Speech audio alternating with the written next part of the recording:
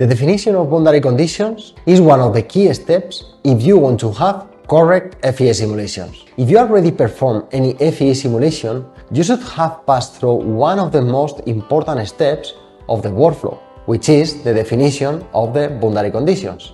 Basically, by the boundary conditions, we are indicating to the software how the structure is interacting with the environment. Therefore, an incorrect definition of the boundary conditions can lead to simulation results that reflect a fictional scenario rather than our actual physical problem. In this series of videos, I want to go through different scenarios where we are going to evaluate how it's affecting the boundary conditions to our results. For this video, we are going to use the fork component of the forklift vehicle that I use to explain some of the key concepts when validating the mesh and of course the results. And today, we are going to review if the definition of the boundary conditions that I used for those models were correct or not. You will see that maybe I didn't use the most correct ones and how we can achieve the top level of accuracy. Okay, subscribe if you haven't yet and let's get into it.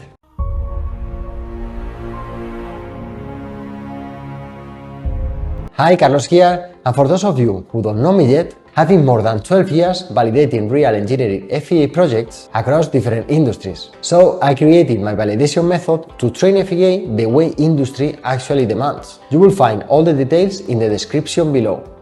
Now let's continue reviewing concepts of that methodology. Okay, here we are. Before moving to the fork analysis, let's evaluate the complete structure that we were using for previous videos. What we had here is the forks structure of a forklift vehicle, and we run a simulation representing a critical scenario considering the maximum load for this vehicle. To do that, we use the remote mass to represent that load in the center of gravity of the object, and we added the constraints of this structure in the connection to the rest of the vehicle, here and here. Good. What we can appreciate here is that we have a significant group of components, right? Therefore, we will need to study the interactions between each of them, because depending on how we define the interaction between one component and the next one will have significant impact in our result. For sure, we will enter into more detail when we review contact interactions in simulation. Now, for the moment, let's be focused on the fork. Before touching anything, we need to understand how the fork is interacting with the rest of the structure. Starting with the load, the remote mass will be divided between the two forks. So we have two options. One is representing the remote mass in the same position, but with the adjustment to consider that the load will be compensated by the second fork, or directly obtain the equivalent load in the perpendicular direction of the fork top surface. Okay, I think that I will show you both. And regarding to the constraints, we can see that the fork is interacting with the rest of the structure in two areas. The first one is here in the bottom. It's touching with this face of the cross member, and the second is here in the top. And in this case, the fork is housing the cross circular beam of this structure. Good. What we just did here is to understand the boundary conditions of our fork to define the simulation of the isolated component in an independent study. Okay, now let's open it. Okay, here we have it. As you can see, I already started to define it. Regarding to the load, I already obtained the equivalent load in the perpendicular direction of the fork. Later we will check how to do the same process, but considering the remote mass that we were using in the complete model. Now let's define the constraint. As we review, the fork was touching the structure here in the bottom region. Therefore, I already prepared the limitations to define the boundaries. In future videos, we will review how to do these pre-process activities to define specific regions using the split line. Okay, so then I will go to Fixtures, right-click and select Fix Geometry. And I will select the two surfaces that will be touching the structure. And also, I need to select the top cylindrical faces, this one, and the other side, and this one. Now I can click OK to accept this definition. We already have also the mesh defined from previous videos. Therefore, now we are ready to run this study. So I will run it. Okay, here we have the results. What we can see. From this point of view, the deformation mode makes sense, right? If I animate it, this is a very simple simulation. We have a load in the fork and the constraints here in this face and in the top. So this analysis shouldn't be far from the reality. However, if we see it from the lateral view, look at the restrictions. As we use the fixed geometry option, this is restricting the 6 degrees of freedom, the 3 translations and the 3 rotations. Here we can see how the component is not moving practically nothing. And do you think that this is correct? Let me exit from here. Let's take a quick look at the entire extractor again. Okay, here we are. Let's start with the button interaction, this one. So here the fork is touching the extractor, but it's not welded or bolted, right?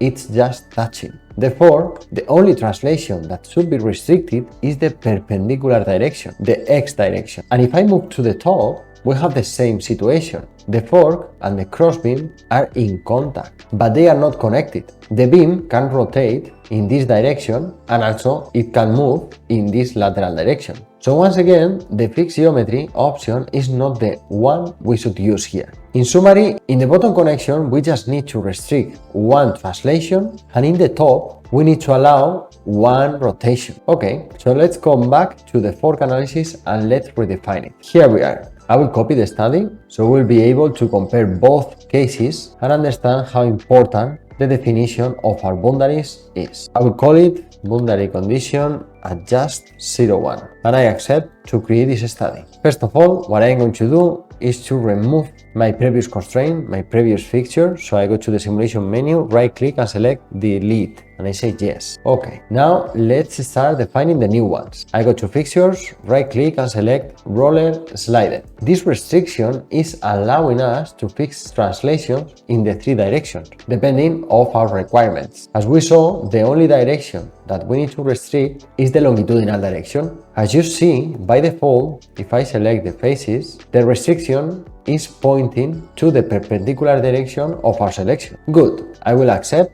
and here we have the first one. And now let's move to the top connection. In the case of the top, we said that the fork is going to be able to rotate around the crossbeam and vice versa, right? But only in that direction, in the Z direction. Therefore, for this particular case, we have a specific restriction. I go to fixtures, right click and select fix hinge. And what is doing this option? Well, as the name says, basically is acting like a hinge. Our part can rotate around one direction like it's showing this sketch, which is exactly the effect that we need to represent here. Let me know in the comments if all of this is clear. I will accept to continue. Okay, if I don't select the entities, okay, now we are ready. I will accept to exit and continue. Okay, what we are doing here is what I always say in my training programs. We are 100% responsible of our simulations. So we need to do a pre-analysis thinking what we are expecting from our simulation and what will be the behavior of our extractor. If we don't do this thinking process, our results are going to be something we don't trust or something not realistic. Okay, let's run this study. Here we have the results. What we can see? Well, from this perspective, the truth is that we don't appreciate a significant difference, right? Let me create a new stress plot for a better understanding. I will superimpose the deformed shape. We'll put 0.6 for example. And in addition, I will increase the deformed shape to 50, just understanding better, and I will accept. Okay, here we have it. What we can see, if I animate it, and if we look at the top connection first, we can see how it's rotating since we changed the constraint here in the top. And here we can see the relative movement between the undeformed shape and the deformed shape. But honestly, we don't see a significant relative movement, right? Okay, good. We need to continue investigating. Now, if I move to the bottom connection, I can see how there is more movement now than before. But again, it's not very significant movement, right? I will stop the animation. Basically, what we are doing here is to develop the engineering judgment that you are going to need in your real simulations. Because this kind of details will make the difference in having a correct simulation or something unrealistic. One more thing, seeing these results, we could think that we are closer to the correct behavior, right? But I want to ask you, do you really think that this is 100% correct? Write it in the comments, what do you think? And in the next video, I will show you the final configuration that will tell us if this simulation is representing the physical problem that we are working with. As always, the philosophy here is to bring you the content to help you think with the correct engineering mindset. And if you want to make the difference and learn how to actually apply all of this in real engineering projects using my validation method, you can find all the details in the description below. Subscribe if you haven't yet. See you in next simulation.